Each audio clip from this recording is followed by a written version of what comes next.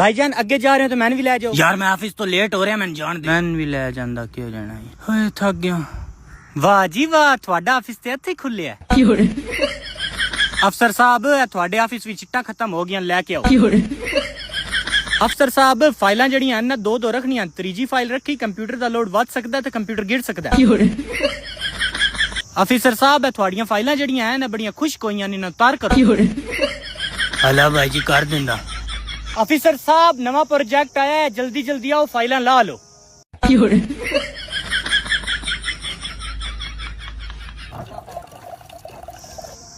अच्छा अफसर साहब थक गए कॉफी पींदे पेन।